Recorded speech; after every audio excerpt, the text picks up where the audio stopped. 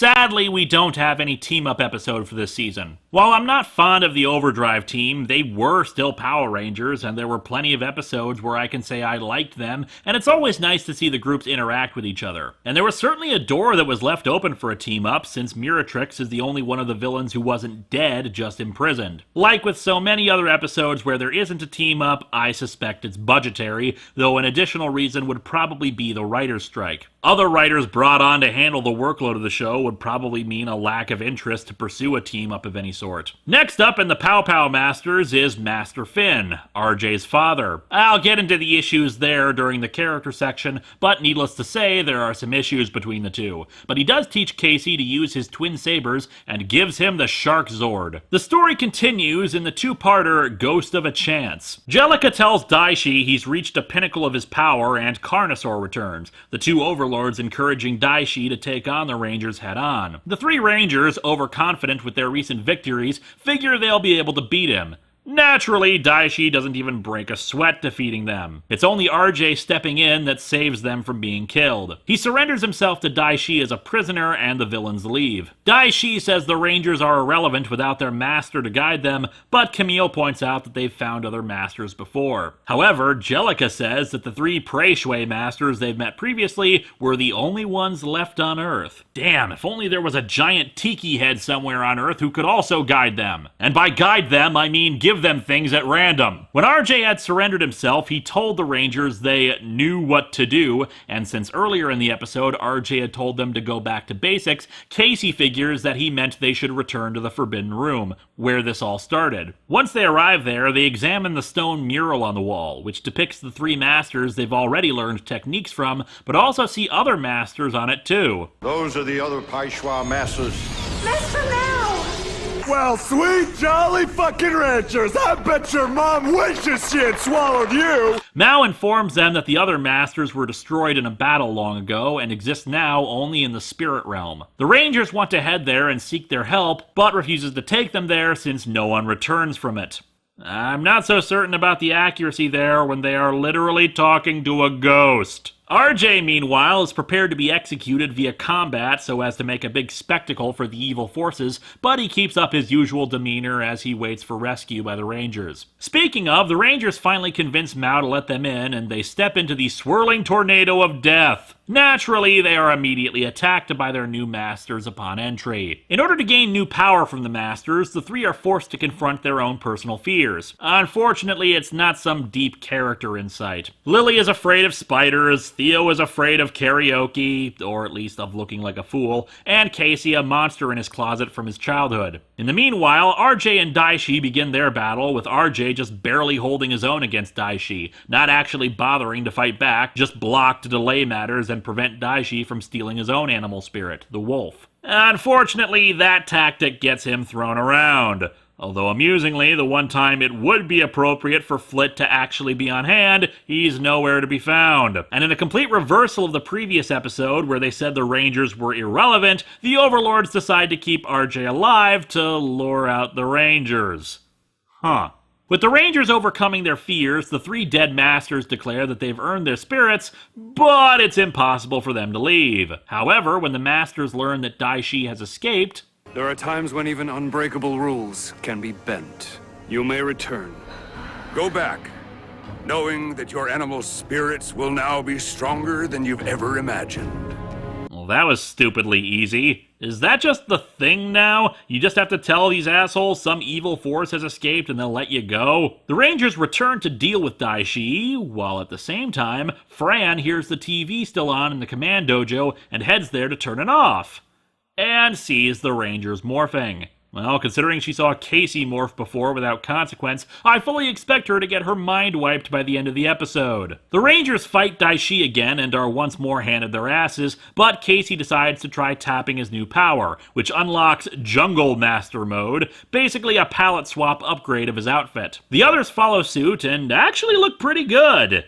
And yet these ones get the black collar despite the rest of their outfits now being primarily white. Also, the sides of their outfits are now jet boosters, apparently. The ancient kung fu art of jet engines. After Daishi is forced back, we see the new Zords they also gain with their powers. A gorilla, a penguin on a hoverboard, and an antelope. The three new Zords become the Jungle Master Megazord, which always looks like it's about to topple over with how its arms swing around all over the place. Prepare yourself for the stinging blades of the windmill! So the day is saved again, except Fran at the end confronts them with how she knows who they are. Obviously, this means they'll be nicer to her, more considerate of her, given how she now shares in the responsibility of this knowledge. Hey! I just bought this. Oh, sorry. I was wondering why a rag would have buttons on it. I think you guys need to be a little more considerate. Like Lily? No, we don't.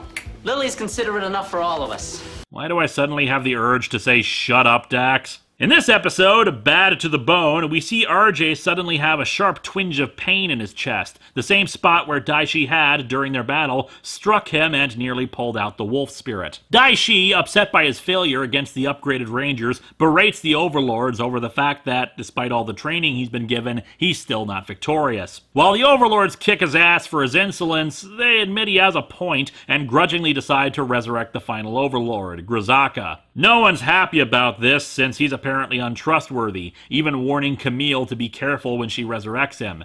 And they've been pretty hard on poor Camille this whole time, so if they're showing concern for her well-being, he must be a dick of the highest variety. Soon, the Rangers run into a wolf monster who flees from them after knocking them around a bit. Man, I do talk about people getting beaten up a lot in this show, don't I? Later, RJ is seen coming back to the restaurant in tattered clothes, and, well, you can probably put the pieces together yourself. The Earth Overlord Grisaka arrives at Daishi's temple, where the other Overlords greet him. Grisaka doesn't really like the other two Overlords and pledges his loyalty to Daishi, but is pissed to discover he's in a human body. 10,000 years ago, you ruled us, and we were destroyed.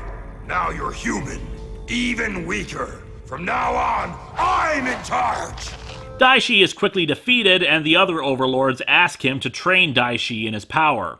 Please, Lord Grisaka, teach him the secrets of Sokado power. Together, you would be invincible.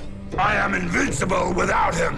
RJ, naturally, has been having trouble since becoming a werewolf, actually attacking people during the night and waking up in strange places. He hasn't killed anyone yet, but news footage of claw marks indicates just how dangerous he is in this state, and he has injured people. RJ explains to Fran that he can't control his animal form and needs to leave. He doesn't want to tell the Rangers since they'd be compelled to help him instead of focusing on Daishi. However, he mistakenly believes he wasn't responsible when he encounters a snow monkey monster who also has sharp claws. Yeah, that doesn't make any sense. The snow monkey monster only came after you started werewolfing it up. Unfortunately, the fight with the monster forces him into his wolf form in front of the Rangers, revealing it to them anyway. Later, he tells the Rangers that unless he can restore his balance with the animal spirit, he'll eventually become the wolf permanently due to its superior strength. After another transformation where he almost kills Fran, her words about his compassion to her cause him to suddenly restore balance. Easy peasy. Deciding to go help the Rangers, he takes out a box from a cabinet and goes to assist them in the fight with the snow monkey monster. Maybe I can give you the challenge you're looking for.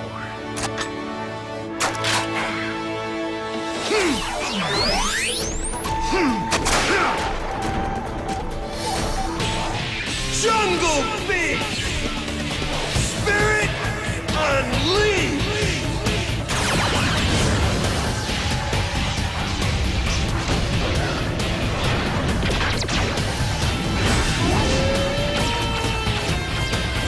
With the courage of a wolf! Jungle Fury! Wolf Ranger! Say hello to the very first official Purple Ranger. And unfortunately, I'm not too fond of his outfit. I don't know, it feels over-designed, almost looking more like a tracksuit or sports outfit instead of a ranger uniform. We can probably assume he's been working on the Morpher for a while and either felt they didn't need his help, or just that he hasn't truly balanced enough with his animal spirit to harness the power like he has. Still, it's quite refreshing that he didn't join the Rangers until now, the halfway point of the season. Remember, Tommy became a Ranger again only 5 episodes into Dino Thunder. The Thunder Rangers became a thing early on too. This is the longest any team has gone with only 3 Rangers, and that was a good thing. We finally got a chance to see the small group aspect develop, and the 3 establish themselves more on their own. Also, naturally, since he's now a Ranger, he gets his own super-duper purple uniform. While Daishi works on his own to develop the same power that Grisaka has, pizzicato power or something, I don't know, he suddenly has a visit from Master Mouse Spirit, encouraging Jared to give up the dark path he's on. Jared cannot hear you. I am Daishi. Jared's humanity and his lion's spirit form a union that cannot be destroyed. Now listen up, you double-deckered pig farts! You don't get to join the military police till after you pull your head out of your hamster hole! Unfortunately, Mao inadvertently gave him an idea of how to master the power, something called the Rhino Nexus. And upon finding the scroll that will lead him there, and hearing Grisaka state he's going to destroy all who are human, including Daishi, he departs for it. And that leads us to Path of the Rhino. Grisaka works on locating 8 phantom beasts that he hopes will join them. The conflict 10,000 years ago was apparently referred to as the Beast War.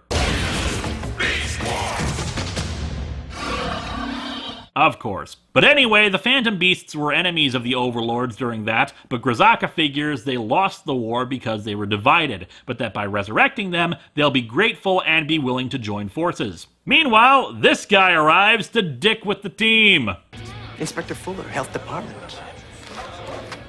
We've had some complaints. They should be fresh. You are right.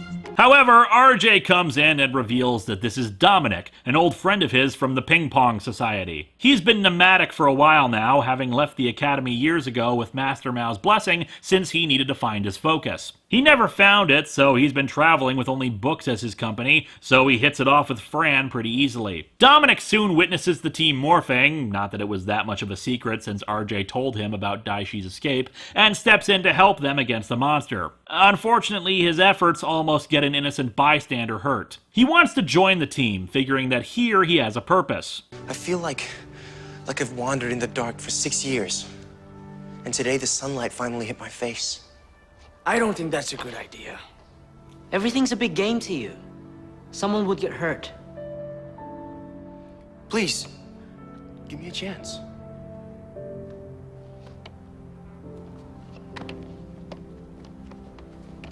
You guys? RJ says that he can't join the team unless they're willing to have him. I think the lack of a morpher is another factor, but whatever. So Dominic resolves to make them want him by joining the pizza staff and help train them. Unfortunately, his efforts to try to be serious don't quite work when he accidentally fills the pepper shakers with hot chili pepper during a lunch rush, and seriously, everybody put pepper on their pizza? And he accidentally put grease on their weapons while teaching them a technique, making them slip out of their hands, so it seems like he's still trying to prank people. Dominic figures he's not gonna fit in and leaves. The others think it's for the best. We gave it a try, it didn't work. Did you? Did you really try? So he jokes around. I kind of liked it. Me too. Did you ever give him a chance to show you what he was really made of? Even once? Fran and Casey run into Dominic on their way to a delivery, and Fran says goodbye, but when she's almost killed by a falling sign, he runs and saves her with, of course, his rhino animal spirit. Casey apologizes for being a dick to him before and asks him to come back. The monster attacks again, and the Rangers head to face him off. RJ hands Dominic a bracelet that becomes his morpher. We had seen him earlier working on the morpher too. Jungle Beast! Spirit! Unleashed!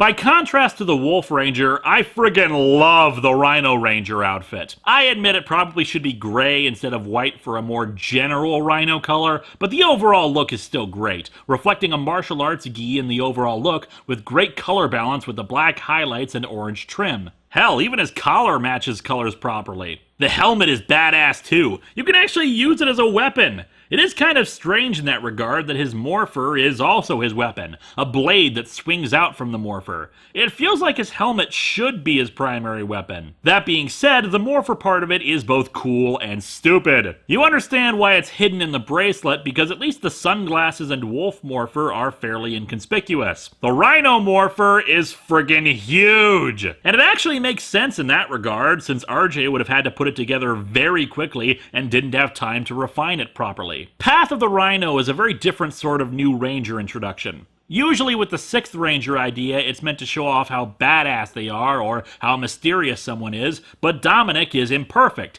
He's the kind of guy who's fun to watch, but you'd probably dislike them for their attitude if you knew them in real life. He shakes up the team dynamic nicely by being experienced already, but possessing a happy-go-lucky and prankster attitude that can rub the other Rangers the wrong way, who have been much more serious in their approaches since they're so dedicated to their crafts, and here comes this random guy who makes things more difficult. Daishi, meanwhile, arrives at the Rhino Nexus, but finds it protected by a force field that he can't penetrate. We follow that up with the next episode, Dash for the Dagger, where Daishi returns to his temple and is ensnared by Jellica. Dominic, in the meantime, has had a dream of Master Mao. But you know what might work better?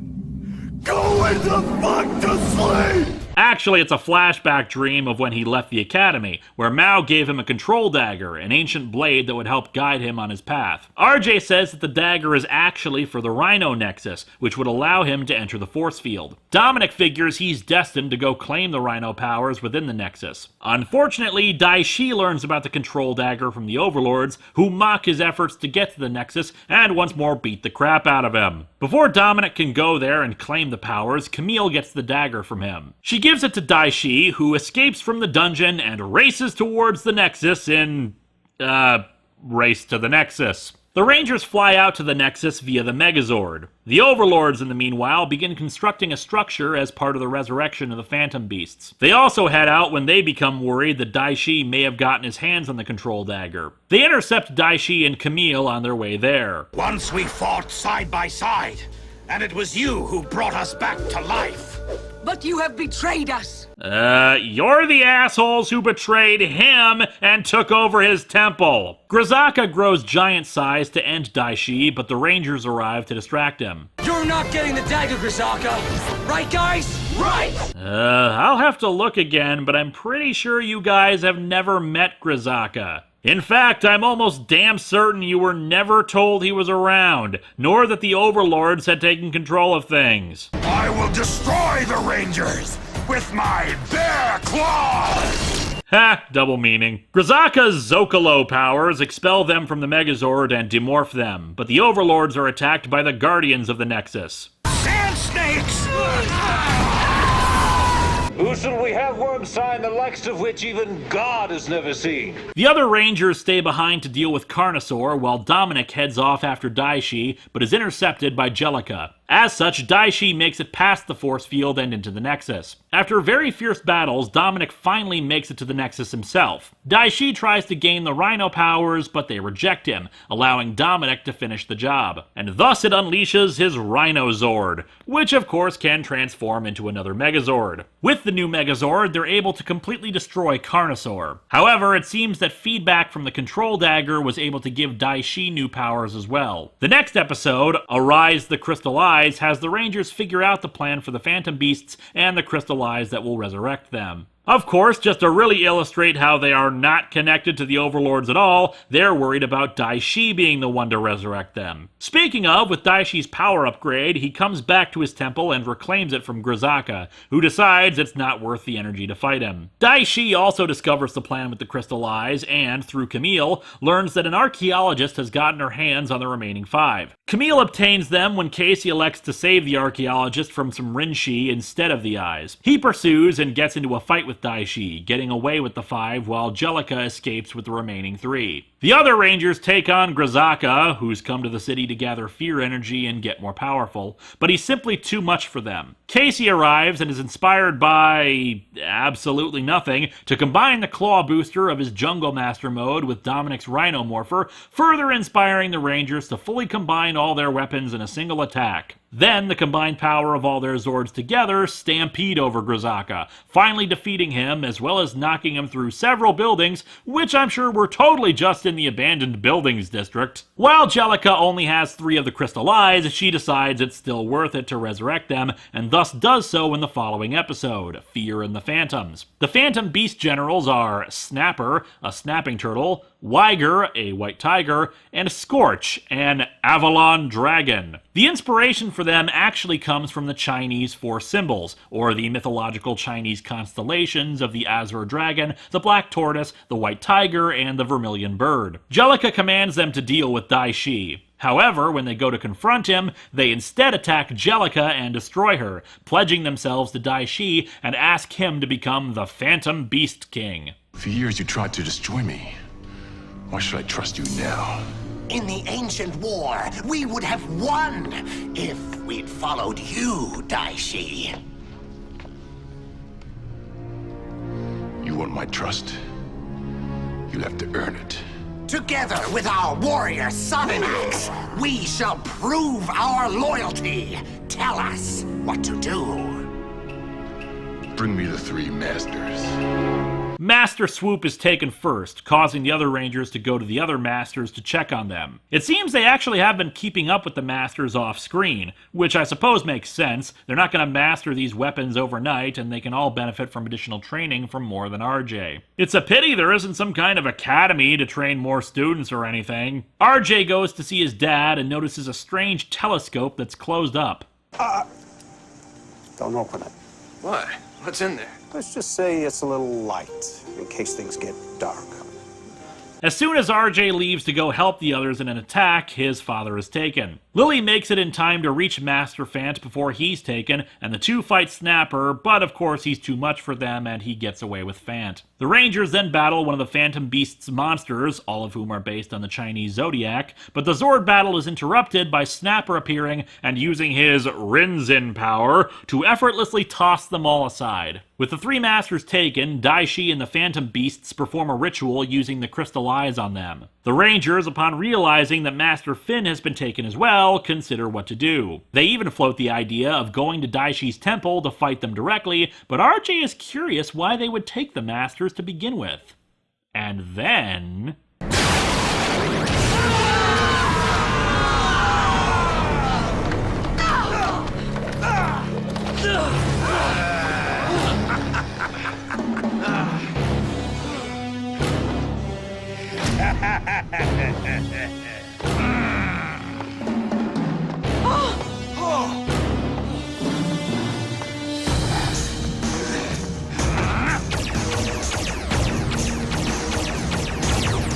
They look like Power Rangers.